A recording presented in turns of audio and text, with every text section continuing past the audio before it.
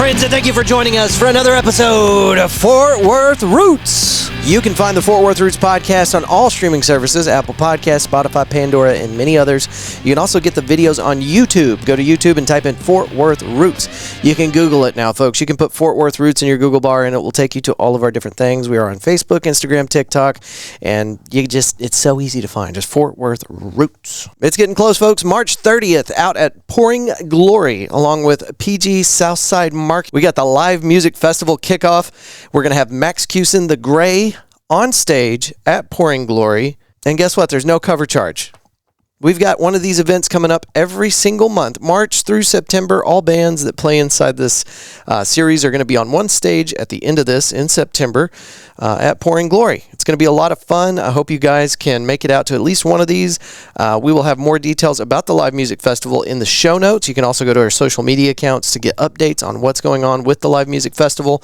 This is in an effort to support local business and provide additional stages for local musicians. The Fort Worth Roots podcast has created the Live Music Festival. And I keep telling people we might change that name, but we're going to do this year and every year to follow in order to highlight local businesses and make sure that our artists have more stages to play for us. Because if we don't support these guys, they'll disappear, and we can't have that. It's a big part of the Fort Worth culture, and we even talk about that a little bit in the episode today. You can find our newest sponsor online at Eaton, Eaton, datasolutions.com. Our newest sponsor's website, at the very front of it, it says, "We work to have relationships with vendor partners who specialize in different methods of vulnerability detection and management so that we can offer enterprise tools and solutions to small and medium-sized companies." Find it online, Eaton, Eaton, datasolutions.com. That will be in the show notes. And every one of our sponsors does a sponsorship episode. It is not going to be one of our regular Monday episodes, but we do a special sponsorship episode. So we'll get Richard, the owner and CEO and founder of Eaton Data Solutions, on the Fort Worth Roots podcast, telling you everything that he does for our community right here in Fort Worth, Texas, for small and medium-sized businesses very soon. And a big thank you to Richard Eaton for supporting the Fort Worth Roots podcast and the Live Music Festival. Stay tuned to the very end of the episode where we talk more about all of our wonderful sponsors and the Live Music Festival and other events that we have coming up in the near future. Today we brought some folks on to talk about a new awesome 501c3 that's happening right here in Fort Worth, Texas, as they build into some new projects. It's called Econautics, and you can find it online at ECONAUTICS. That's Econautics.org. It will be in the show notes. You don't have to write it down. That's enough talking out of me. Thank y'all for being here. Please give it up for John Wood, Katey Rudd, and Casey Smith, and let's start the show.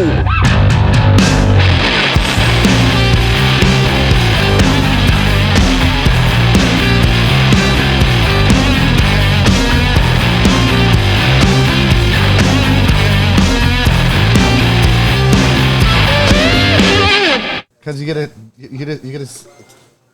the Western thing is what's this? Yeah, it's just fun. You get Doc Brown gets to fall in love, and you always kind of wanted him to like. Yeah. It was always about like him. He definitely had an amazing arc there. Put those on and let's talk about Back to the Future real quick. This is a little weird at first. It'll be just fine. I trust you. I feel like we're in a helicopter now. Yes. I get helicopter pilot or newscaster a lot with the headsets. And I only have 3, so Casey gets the mic today. All right, well, that's great. You got to be on it. Am I close enough to it? Yeah. All right. Yeah. I'm actually going to turn that down a couple because we got some feedback, but that's good. I like it. Cool. All right. So, John, you were saying that Back to the Future 3 is the best out of the series, the franchise? It's rare that the third in a trilogy is the best. Maybe it's a hot take, but I do like that one the most. That's true, though. A lot of franchise, the third iteration of it is it's garbage. Yeah, happens all the time. It's the flop. It's the ending. Yeah, like Resident Evil. After the third one, after the second one, it just kind of fell to hell. There's lots of different examples. You got one, Katie? The third in a franchise. The third in a The Matrix. How about the fourth? Did y'all see the fourth one? No.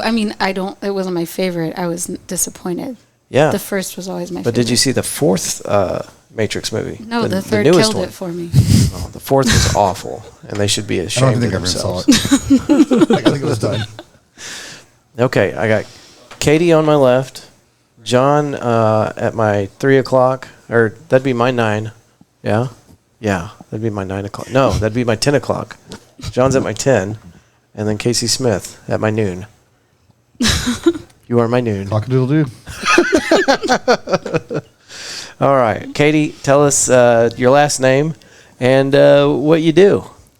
My last name is Rudd, and I am the Community Impact Manager at Tarrant Area Food Bank.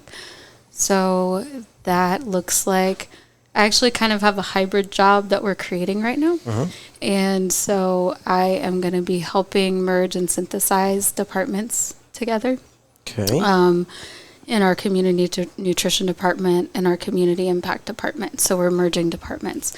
So I'm going to be in charge of merging nutrition education, medical nutrition education, and gardening and agriculture education, and productive assets within all of those in our 13 counties that we service. Now, why are they merging them together? Is that part of like just economics? I mean, are they trying to save some money for the departments? So this is going to get complex, but we have actually two satellite food banks. So Tarrant Area Food Bank services the 13 counties of the Southwest DFW area. And it was really hard to have that all centralized in Fort Worth. So I work at the main location, but we've got a West location and we've got a Denton location.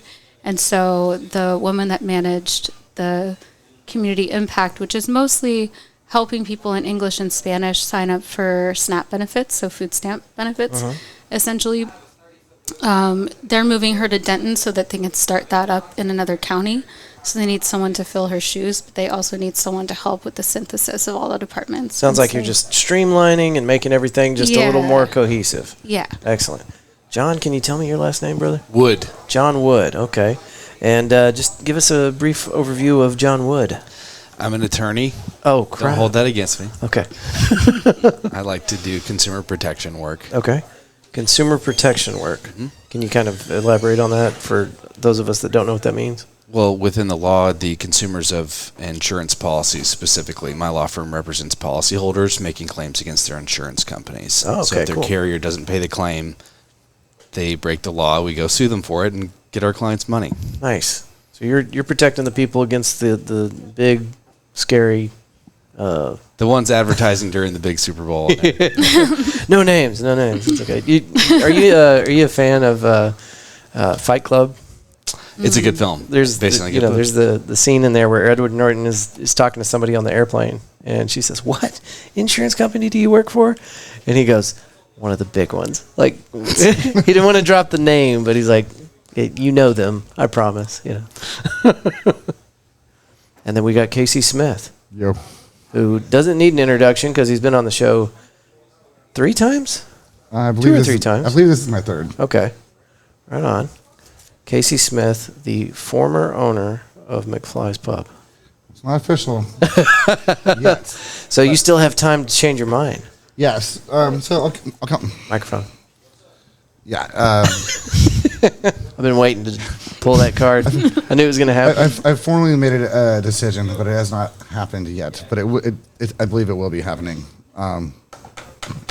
So Post haste. yeah. So I'm gonna do a good transition. Nothing's gonna change.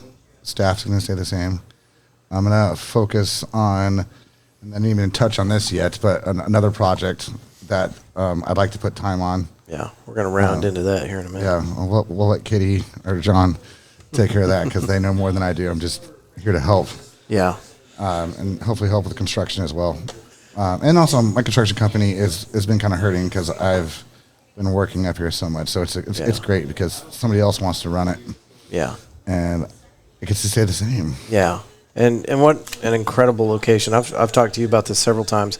We've had people come in from all over the world to visit this place. I think I've been written up in 52 countries. Yeah, I believe it. We had the most incredible one to me is the Johnny 5 replica dude out of Nottingham, England. First time, which was so cool to me. Yeah, first time in America they came here. Yeah. Where are you going to go? Oh, I'm going to Fort Worth. There's a place called McFly's Pub. Yeah. It's the only thing I want to see. Yeah, it's kind of like the warehouse where it took a little bit of time, but connections started forming. And so even the people that are taking over now is a connection that formed. That's good for them. So lots of people in this neighborhood didn't know how to communicate with each other. I mean, whoever's listening, this particular spot is kind of desolate as far as community connections. Yeah. And so this spot did a lot for that. This hidden corner of River Oaks / Fort Worth. Yeah. And so it's been fun over the last few years watching everybody make friends, make relationships. Meet their neighbors. Yeah, meet their neighbors. Yeah. Walk the dog, whatever. Well, nothing is lost here. Like you said, it's going to go on. It's going to continue to be McFly's Pub. But this isn't necessarily like the close of a chapter even, because you created something that's unique, special, and everybody that comes here is just blown away with what you did to the place. And for somebody like me, an old school guy that, I used to work out here on the base, I remember what this place looked like before you got your hands on it. It was crazy. It was gross. It was crazy. And now it's so beautiful that Yeah. people from Nottingham, England are crossing the ocean to come see it. Yeah. That's amazing. So you accomplished something is what I'm trying to say. And it sounds kind of weird. It's like I'm not giving it away because I feel proud of what I built. And nobody can take that away. Somebody can change it maybe, but it's still here, and I did it, and I opened the day COVID hit, and I stuck through. So For those of you that haven't listened to the first episode we did with Casey, McFly's Pub opened the day that they started shutting down restaurants and bars because of the COVID restrictions. So I feel proud. You should. And this is frustrating for a lot of people, but a lot of bars are closing right now. A lot of bars and venues, yeah. Yes, and there's reasons for it. And I don't want to say anything that I can't prove exactly, but when I'm in a position to sell a bar, when multiple of my friends have had to close down because they couldn't do it, I feel very proud. So I'm very happy about changing ownership, because it's literally just I can in the wand is somebody else that wants to do it. Yeah. Take care of your baby for you. Yeah. While you go tackle other projects. And I'm sure they're going to change some things, but for the most part, it's still going to be McFly's. Yeah. They might build a bigger stage or add more music to it, but it's still McFly's. Yeah. Well, I'm looking forward to that, and we've been rooting for McFly's Pub for a while now. You became part of the Fort Worth Roots family, and you've been supporting the show, and we've been trying to get more folks in the doors for you, and we hope that we get to continue to do that with Dan, and we want to sit down and I'm sure give him some time on the recording as well, so that we can keep this going, because we love this place that you built. Yeah, I'm sure you'll have no problem continuing on almost the same. So I'll still be hanging out with you. Yeah, you better. Yeah. I got your number on both my phones. Yeah. All right, so let's roll into this new project that we're actually supposed to be focusing on today. Well, that's going to be. They are better at explaining everything. Let's Who wants to take it? Katie, John? let's get John's outlook on this.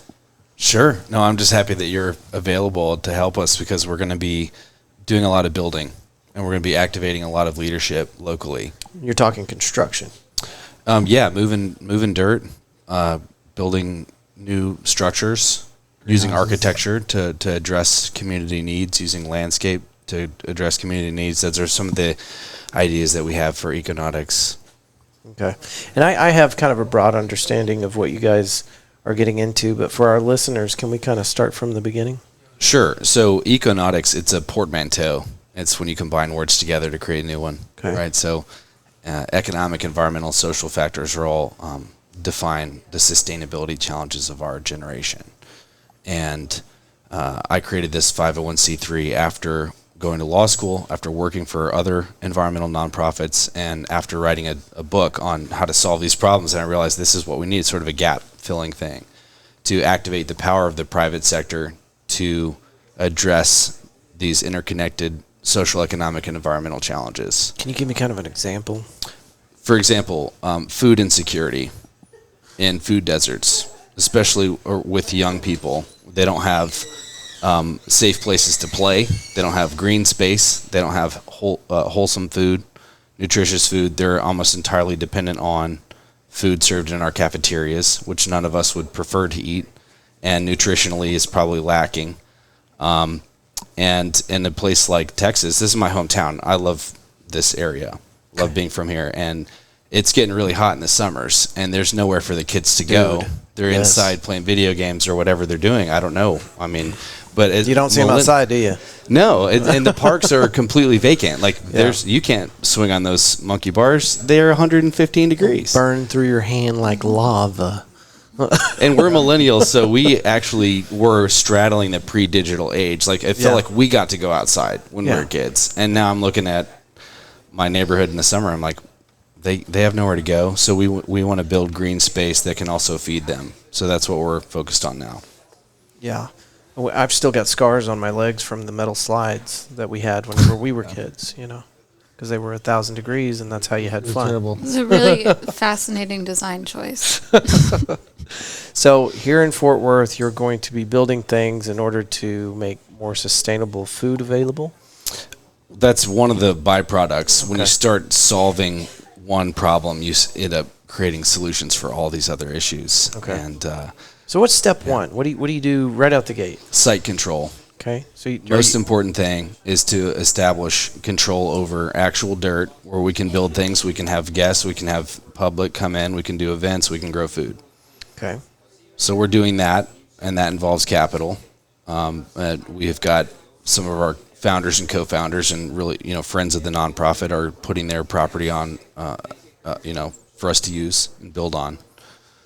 We've got a constellation of land in the Metroplex, close to the urban center, where we can actually create food and create educational corridors and begin to prove that these models work.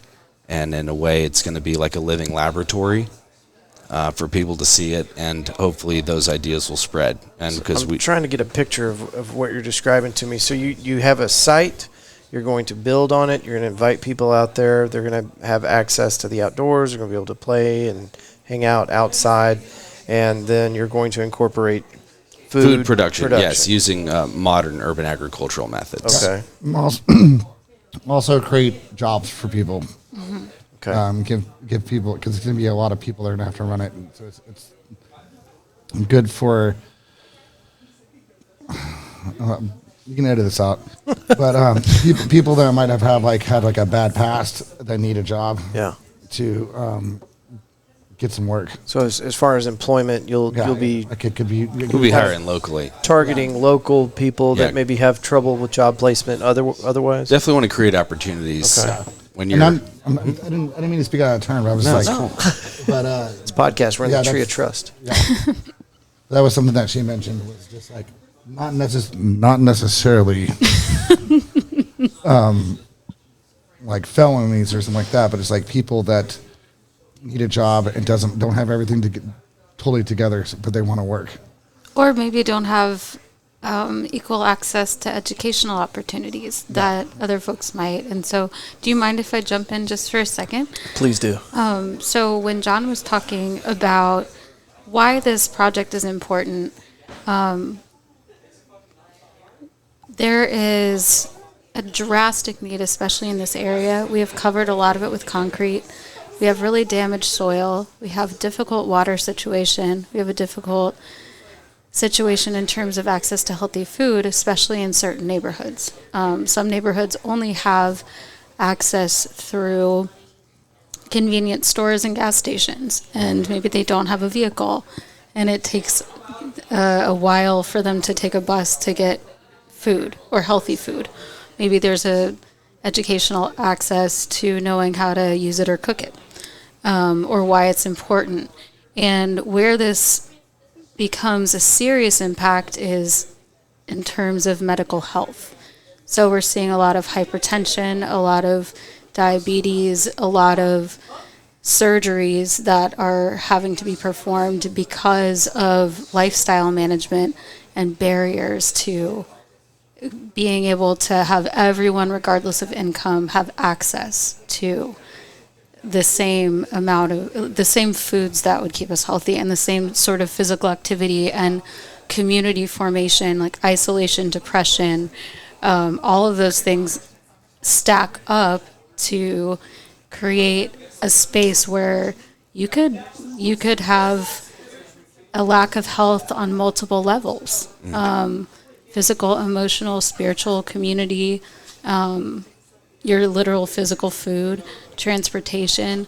So Econautics right now has primarily been an education-driven and information-driven platform, and we're seeking to create the first physical site where we have a demonstratable model of what's possible. And the goal is not for that to be the only site. This would just be the first site.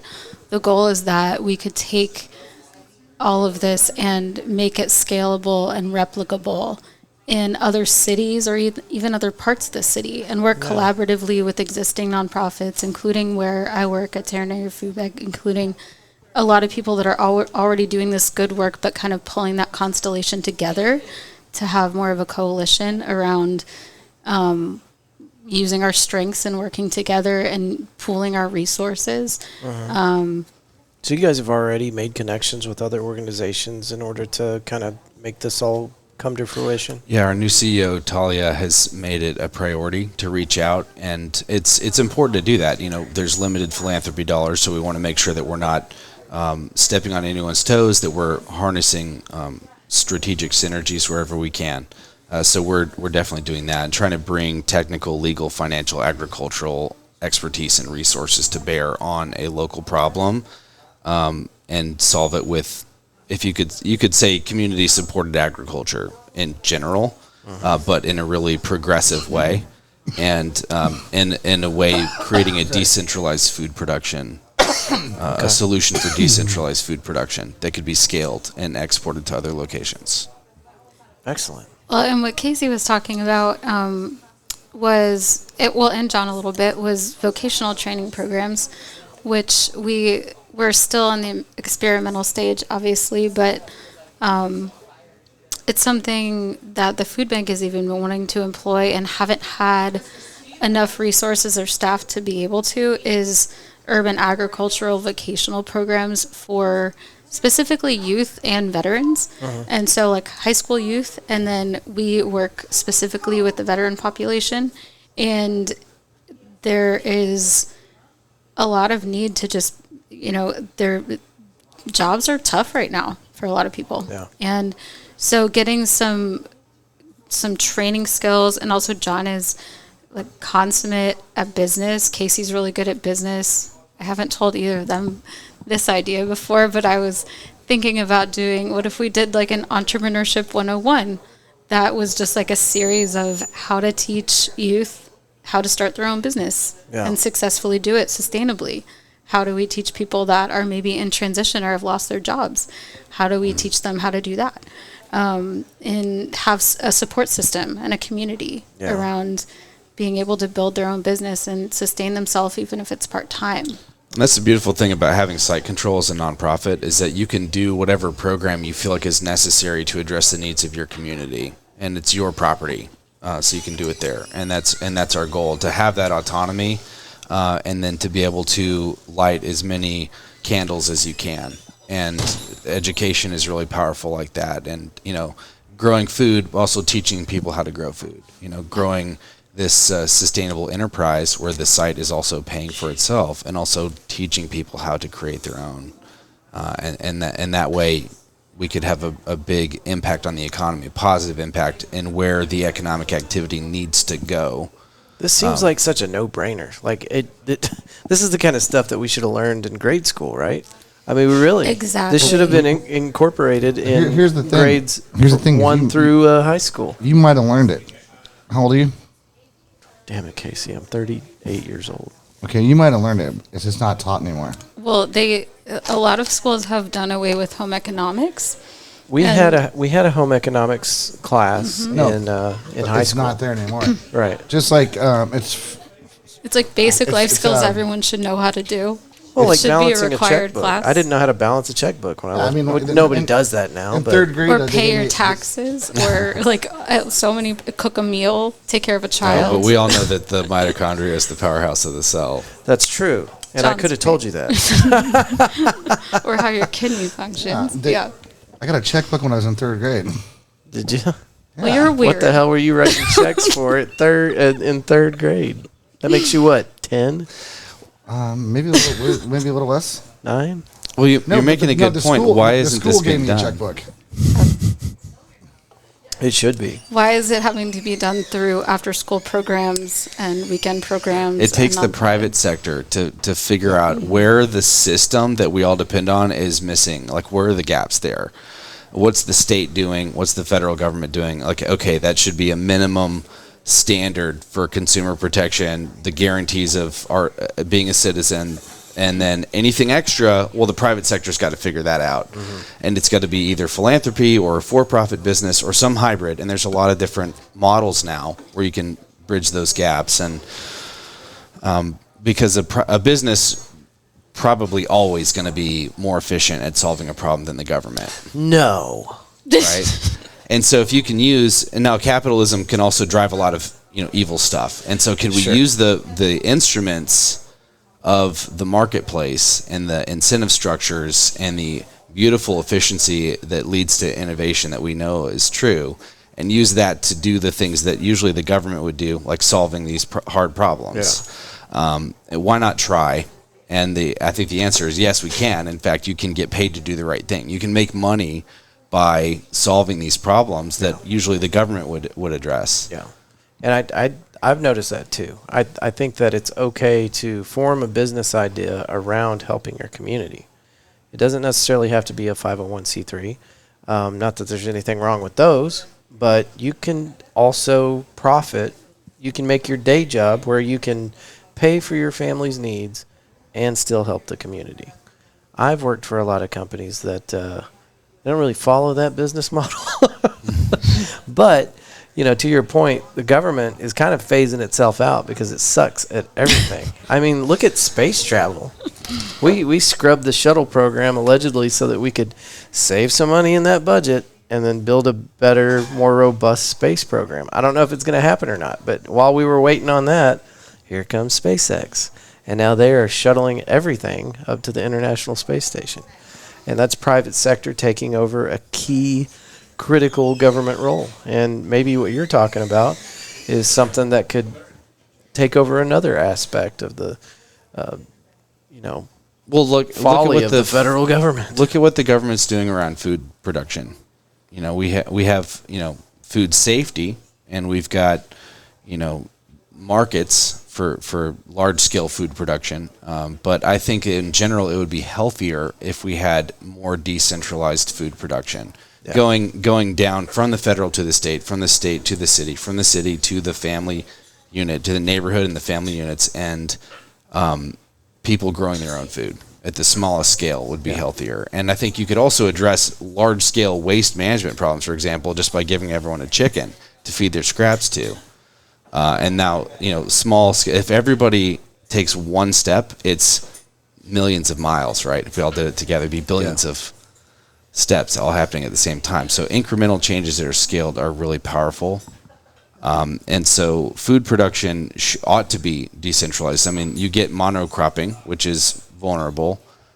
It's not resilient. Can you explain monocropping? Or we're just growing the same crop on millions of acres. A whole just field one of thing. wheat. Yeah. A whole field of corn. So now you got to pump it full of chemicals just so you can do more wheat the next season. Right. Instead of companion planting, for example, where one, you plant tomato and basil together, you eat them together, but they also ward off pests for the other one, and they improve the soil quality for the other one. We're just finding out about this. So we purchased an acre just recently in Springtown so that we could do our own gardening, start making our own food.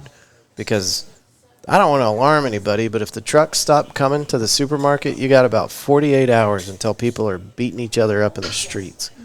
The food not being grown here is an issue. So it's kind of excellent timing that we're having this conversation. But yeah, we want chickens, and we were talking 2 days ago about how we're not going to throw anything in the trash anymore because we're going to feed it to our damn chickens. They'll eat anything. There's a couple of little things you can't feed them, but for the most part, you can give them all your table scraps. Well, and they're smart. They know what to not eat. Right. They'll just pick around it. Yeah. Or you can compost it. And then they And provide make a healthy protein soil. source. Yeah, Yep, they exactly. improve the soil, right? It's part of a homestead. Through the eggs. Well, Through the and eggs. I'm never going to eat Henrietta. you don't need to. Okay. You don't. I just want the eggs, no one's Henrietta. gonna- yeah. That's her Yeah. name. I decided just now. I love that. But you can use the eggshells, and you can even use the eggshells as a fertilizer. Yeah, all of it. Just make your own little thing, for sure. Yeah. So that's awesome that this is happening on such a large scale. It sounds like you have a lot of hurdles ahead of you, but you're already making the right moves, connecting with local agencies that are going to help you get to your goal. So what's the next step? What's happening next? One of the things we'd love to do is to get site control over something like an historic golf course that is no longer used as a golf Why course. historic? Because it is the game of golf has changed, and so the courses that were playable and fun in the 70s are currently unplayable to the modern golfer. Turn it into pickleball. Well, yeah, I mean, you have over 100 acres of green space that can be converted into a number of different social uses, and I think hiking, biking trails, food, bass fishing. You have fishing ponds. You've got all this water and irrigation, and instead, if we don't do something cool and pro-social with that green space and preserve green space, guess what? It's going to be turned into. It will be turned into housing. Oh, 100%. And so anybody Yeah. that lives on a golf course, if it's no longer playable as a golf course, if you don't do something pro-social, it keeps it a green space, it will be turned into apartment complexes perhaps. And we probably need the green space for rainwater harvesting, for food production, for outdoor activities, for the youth, for the neighborhood's health, for that community's resilience. Yeah. Well, and vagrants, hippies out there worshiping the moon. How dare them? Got to do something with that space. I'm aware of 2 major golf courses in the area that have nothing going on right now. And I don't know who's paying to have them mowed, but like they have to maintain them. Right. So it looks like a freaking, well, not like a well-manicured golf course, but I mean you can tell it's a golf course. And it's just sitting there. Well, there's been a lot of foreign investors buying up golf courses, which dismays me because you're getting water rights with that. You're getting precious natural resources, and so it should be, I think, owned locally and turned to address local needs. Yeah. And if it's not, then it's up to the market to decide what to do with that real estate, and it's not going to be pretty. Right. Yeah. Nobody's going to go out there and plant a garden. Unless we do. Unless you step Right. in and do it for them. Yes. Yeah. Excellent. Well, and one thing, and this is maybe like the science nerdy part, but it would be really wonderful to work with universities to not only teach, like amplify the educational process, but to do a sincere study of what it looks like to remediate the soil or repair the soil from the chemicals used on golf courses. And turn that into viable soil to grow plants. Yeah. And so that would probably be a multi-year study that would be undertaken. Well, all these universities have agricultural departments and Yeah. sustainability, eco. And radio, TV, film, and like all, yeah. And so just to be an example of showing people that even this heavily chemicalized land can be used to produce food. And Do you think if you just dumped enough water on it, eventually the chemicals would work its way down far enough into the soil that you wouldn't have to worry about it? Yeah, I think regulation speaking, it's 7 years Oh my God. in terms of like legal. And that's just legal, right? That's just legal. And That's not even reality. God It's knows just OSHA doesn't what we've decided. care One of the about interesting things tumors. about golf course Yeah, right. redesign is one of the things that they'll do is lower the fairways. So they're actually digging down the first several feet of topsoil and then pushing that off to the sides. And so you create this visual buffer, and also it would be scraping away a lot of the contaminated topsoil. Okay. And then you've also add raised beds where you're bringing in your own soil, and we'd also be creating soil using composting and other means. So the Livestock, maybe, yeah, and then you've got grazing possibilities. So yeah, it's a fun use of land. We're talking goats here? Yes. Ruminants, yeah. Goats. What'd you call it? ruminants. Is that a goat? Animals that ruminate their cows. Sorry, I don't know some of these words. It means they digest them multiple times. Gross. But it Cows makes do that. really, Ew, brother, ew. really good poop. Multiple stomachs. Well, we're finding that certain types of grazing patterns are the best possible way to maintain pasture land and to get that deep roots and to you're also creating wildlife habitat by preserving this green space too. Yeah. And we need that as well.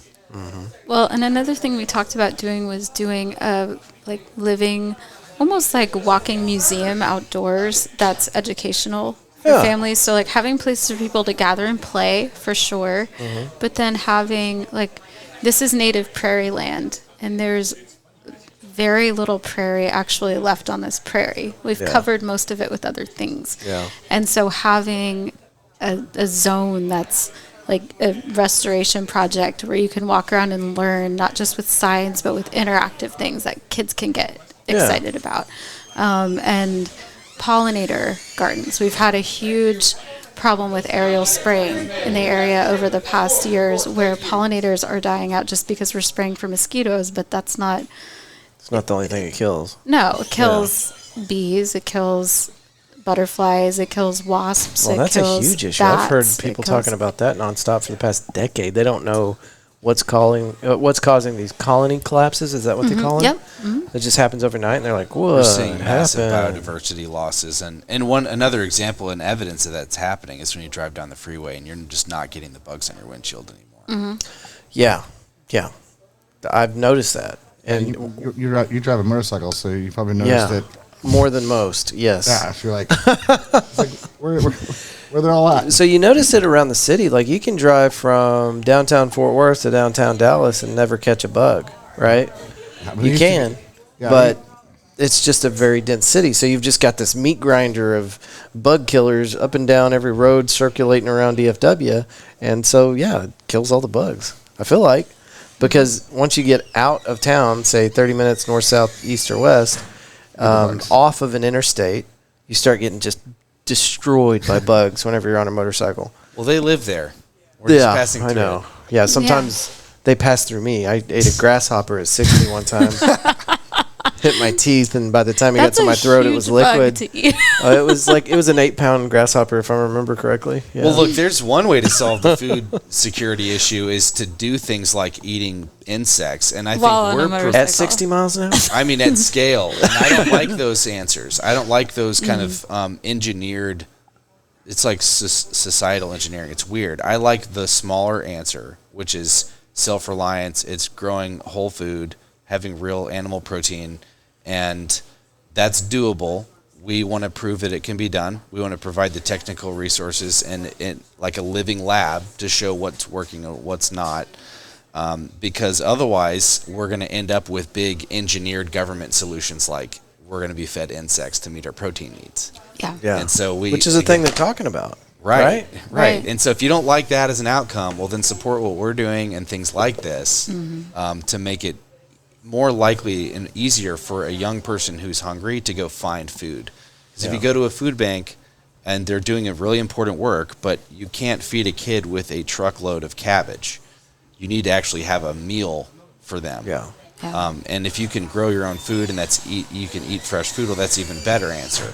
And so we want to promote that and make it more likely that young people in our neighborhood where we grew up have access to green space, things to do when it's really hot out, and food to eat when school's not in session, if they're not otherwise being fed. And so it takes site control and then building all kinds of wonderful programs on top of that site control. And so that's where we're at right now. That's what Econautics is doing right now with the things of Casey and Katey and Talia and Richard and a bunch of other people that have stood up to help us and activating local philanthropy and filling an important gap. This is awesome. Well, we're definitely going to be following you every step of the way. It's such a huge idea. There's lots of different subtopics here, but whenever you guys are tackling one singular project and you want to talk about that thing, or especially if you need to promote something, if you want to get a crowd out there, maybe we can help you do that. But I'm excited to hear more, and I think what you guys are doing is not only important, it's necessary. So, I got one question. This something you said earlier. This is for our co-host Megan. We've been not arguing, Casey. Debating. Raised bed or just straight planting in the ground if you don't know what's in the soil. Oh, I mean, you can't feed children food if you can't guarantee it's Boom. wholesome and healthy. Boom. So you've got to control that, the soil. Now you could perfect the soil, and there's like no-till, and there's all kinds of ways to build topsoil and to do things that are directly in the ground. Yeah. I'm not denigrating dirt, but you can also grow with air now. What? Hydroponic, aquaponic, aeroponic. Aeroponic. These are all growing methods and that's one of the things we want to prove too, not just turning the grass into food, but putting geodesic domes and other beautiful glass-like structures. Did you see The Martian? Yes. Okay, Tony Burgess. Yes. Do you think you could have grown the structures potatoes? were- Do you think you could have grown the potatoes? I better don't than know Mark- enough science. What's the guy's name? Can I also add to that? Yes. That I also do. I am kind of a die-hard I love dirt girl. What? And What does that mean? Like I likes to play in it. love the soil. I love figuring it out. We have a special soil profile here in North Texas where it is very difficult because it's clay and it can get really hard packed. And Clay and sand, right? clay and a little bit of sand, but a lot of clay. Yeah. And the nice thing about clay is it is the most nutrient dense form of soil. You just have to figure out how to unlock it. So there's something that happens around each molecule in the soil called chelation, that it's basically like you've got a hard shell around all the nutrients in that soil. Once you figure out how to dissolve it, which is organic matter, like compost, like you saying, feeding it to the chickens, or adding chicken poop, or adding leaves, or adding all of that, adding compost that you buy, and breaking it up, you can enrich that soil. Nitrogen be a good example of that? Nitrogen's a great example, and that's what plants heavily feed off of. But if you can create your own healthy soil. So I would suggest a hybrid model. Of doing some in ground and some in raised beds. I'm just worried that the people that own the property before me dumped antifreeze in the backyard. That would be or something. terrible. Well, I don't know them, so You know, you can plant things called cover crops to help heal the soil. okay. So they're crops, and you can look it up, but there's a myriad form of crops that you just grow them and let them go, and you can chop them down and drop them, or you can, if you want to remediate, you can just remove them, and they suck up the toxins from the soil. What's an example? There's rye, clover, Like ryegrass? peas. Yep. Mhm. Okay. Sunflowers, but then you might have a sunflower field, so you want to be careful. But they remove heavy metals. Sunflowers do, Really? and they're beautiful.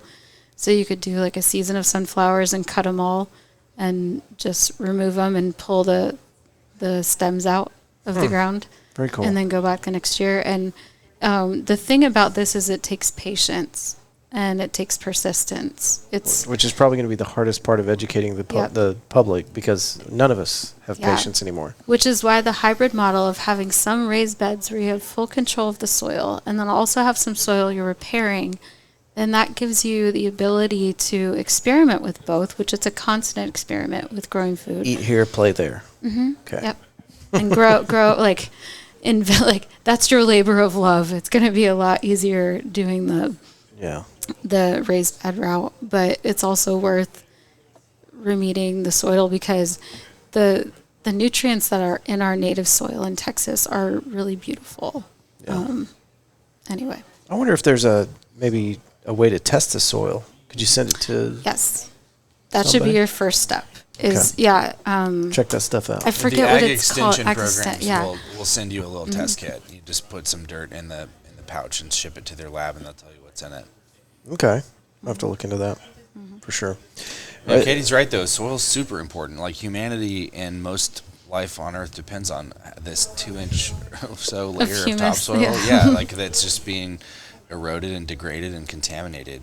Covered up. So yeah, I mean, whatever we can be doing to build soil back is helpful. Whatever we can do to decentralize food production is helpful. And these things can and should be scaled. Is there a website where people can find your organization? www.econautics.org. Okay, that will be in the show notes, folks. You didn't have to write it down. Got to tell you guys, this has been illuminating for me. Me and Katie and Casey have talked about this a little bit in passing, but now that I've gotten the full story here, this is really exciting stuff that y'all are doing. So, if you would just kind of put Fort Worth Roots in the back of your mind, and next time y'all have a new stage of the project, please let us know, and we'd love to have you on to talk about it.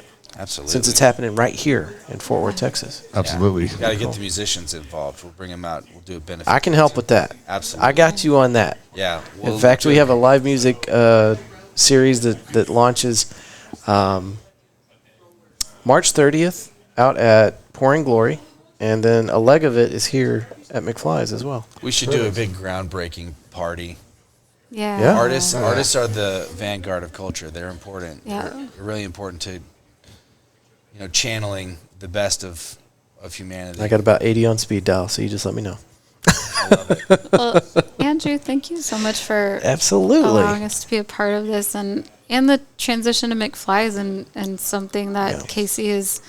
Casey, I'm just going to speak for him, and you can edit this out. I'm not going to do it, so But, be careful with your words. No, Casey is one of the most innovative, creative, forward-thinking people that I know. And he's an amazing builder and a great visionary. And he's, I think, going to be really helpful. He's been serving as an advisor on the board for us forming this. And construction and design are so important with all of these systems because the function of systems sustainably is only as good as the design. Yeah. And he has so many relationships with people in this area and with the city, and knowing what permits to pull, knowing how we can pull off trying to do these acrobatic moves with using spaces like golf courses. And so he's been invaluable. And so it's really, it's definitely McFly's has been his labor of love for a bit. It's really fun that this might be something he's willing to invest his time in. Yeah. Yeah. Thank you. We love you, Casey. Yeah. Well said. You're amazing. The next adventure is going to be fun. Yeah. So. This is going to be great. And thank you guys. Yeah, thank you. And yeah, I'll give you guys some more information. Make sure you got my contact stuff, and then we'll keep you have these the guys? listeners will be looking forward to the next steps. So we'll keep you guys on the up and up, so you know exactly what's going on. Thanks a lot. All right, hold on. I'm trying to find the freaking button. There we go. All right, until next time. Thanks for listening, guys. We'll see you next week.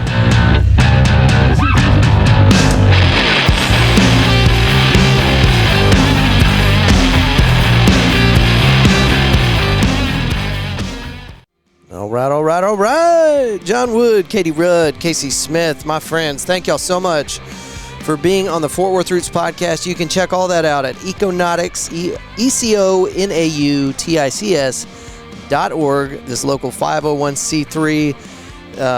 They're very passionate about what they're doing. I'm sure you heard that in the episode. We're looking forward to see what they produce here in the future, and hopefully they'll give us a call back and we can report back to you on what's developing. Very good stuff. Casey Smith, thank you for what you've done with McFly's Pub. It's a wonderful establishment, and we're looking forward to spending many, many, many, many more years enjoying what you've created out there at McFly's Pub. So thank you, Casey Smith. All right, what do we got?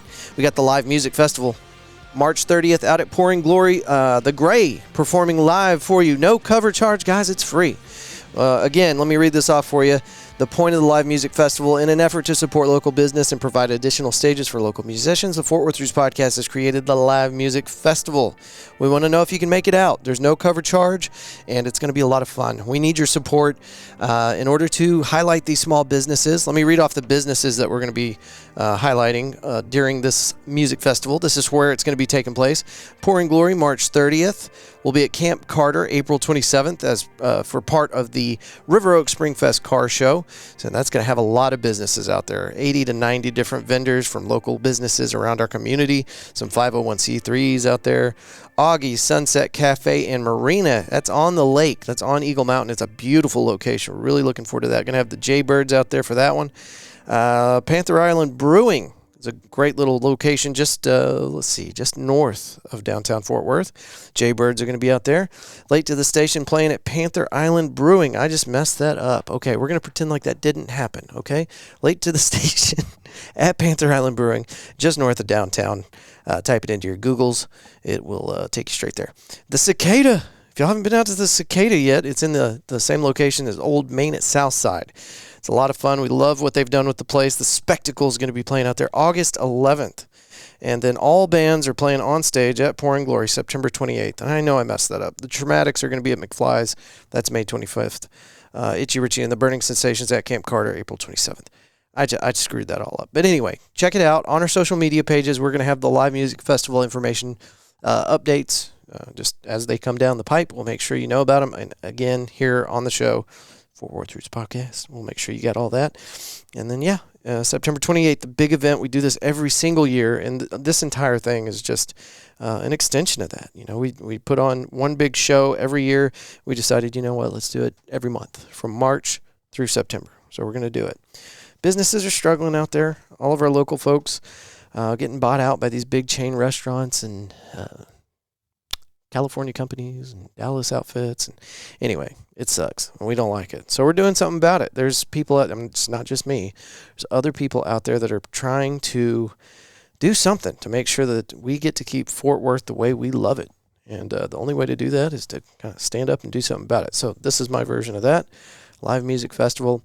We're just asking that you come out. And I know that there's, a bunch of dates here. You don't have to make it to all of them. If you could, that'd be cool. I'd really like that. But surely there's one on there that you can make it out to. So all that information will be in the show notes, but it's also on our social media pages if you forget about the Live Music Festival.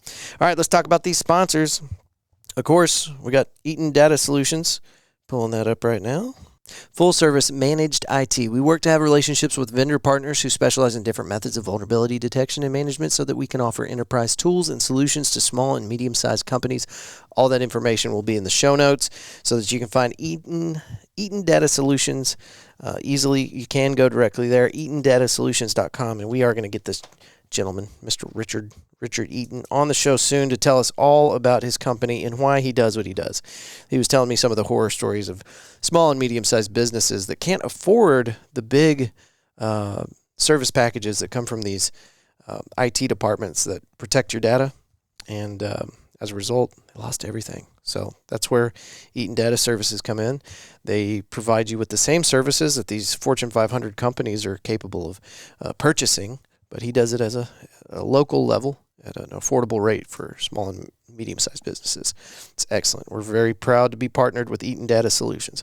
All right, moving on. Pouring Glory, 1001 Bryan Avenue, Fort Worth, Texas. It will be the location for our March 30th event. It's just off South Main Street and I-35 one block north of Rosedale.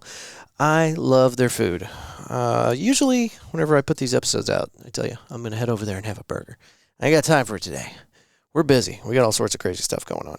By the way, this week and next week, we are giving away 5 minutes of recorded time to local businesses here in Fort Worth. If you are a small business owner here in Fort Worth, Texas, we have a schedule, and it is filling up quick. I'm actually surprised at how effective this has been at gaining some attention. We've got quite a few businesses that are already signed up for this. We're going to come in with our recorder. We're going to let you tell us a little bit about your business, about 5 minutes, and then we're going to release that as a little social media video and also include it as an episode on the Fort Worth Roots podcast, all to highlight the Live Music Festival and talk about small businesses in our area. So if you have a local Fort Worth business and you're interested in 5 minutes of airtime on the Fort Worth Roots podcast, holler at us. media@fortworthroots.com is our email, and we'd be happy to get you signed up. We've got a lot of dates, a lot of times here over the next couple of weeks, but get to me before everybody else fills these up. I think we have 42 spots left. All right. Pouring Glory. Growler refilling station. Wonderful food and dog park. Go check that out. McFly's Pub, you hear us talking about them all the time. Go check it out. What are you waiting for? We got people flying in from Nottingham, England to come check out McFly's Pub, a 1980s Back to the Future themed bar with a very impressive outdoor area. Check this thing out. It's 6104 LTJG Barnett Road. It's a weird address. Just plug in McFly's Pub to your Google. It'll take you right there. No big deal. Easy peasy. Cowtown Nutrition. Get them on Instagram at Cowtown_Nutrition. They're located at 5430 River Oaks Blvd. Big deep breath, Andrew. They offer a healthy alternative to that compulsory fast food craving. You can also load up on your favorite Herbalife products and learn about their fitness groups that they hold on location at Cowtown Nutrition. Again, check them out on Instagram at Cowtown_Nutrition. WAVVY Digital. Get WAVVY Digital on Instagram. It's WAVVY Digital. These folks, or I should just say Giona, she specializes in social media. And if you are a creator or a small business owner, a medium-sized business owner, you need somebody to take care of that for you. It is a very important part of your business plan, and you don't have time for it. So go give them a look. It's WAVVY Digital on Instagram. All right. Woodpost Metalworks. WoodpostMetalworks.com. Offer code podcast817 saves you 10% at checkout. They specialize in metal signs with or without LED backlighting, fence and gate repair or installation, light steel fabrication, industrial plasma cutting, and more. If you want a really awesome example of what they can do, look at the front of the Fort Worth Roots podcast studio. We've got a brand new plasma cut steel sign, backlit. It's really rad. Come by the studio around 8:30. As the sun's starting to go down, so you can get that LED backlight, the full effect of the sign. It's really cool. Anyway, woodpostmetalworks.com. Offer code podcast817 on checkout. Halkwalker Originals. Go to halkwalker.com. They offer a huge variety of unique and personalized gifts. Also laser engraving to customize just about anything you can think of. They do the tumblers that we have made up, the customized Fort Worth Roots coffee cups. They're pretty badass. Everybody loves them. Roofing Solutions by Darren Houck. Go to roofingsolutionsHouck.com. 817-882-6520 is their phone number. Give them a call and save 50% on a roofing tune-up. What else do we got? Who are we missing? I think we got everybody. Thank you to our sponsors. You guys are helping us move the ball forward. We would not be able to do the live music festival if it was not for our sponsors. As you guys know, any of these events that we put on for the public genuinely are to help support our friends and family here, our neighbors that have small businesses here in Fort Worth. So, with that in mind, we don't charge a cover for these events. We just want you to come out. Now, we do expect you to have a burger, try out their food, maybe consider making a purchase while you're at these businesses, but it's not required. We just want you to come out. Also gives us an opportunity to give you some free marketing material or some swag that we might have from our sponsors. So it's always fun, and it's always in the spirit of supporting small business and making sure that our musicians have a stage to play on. So come check that out.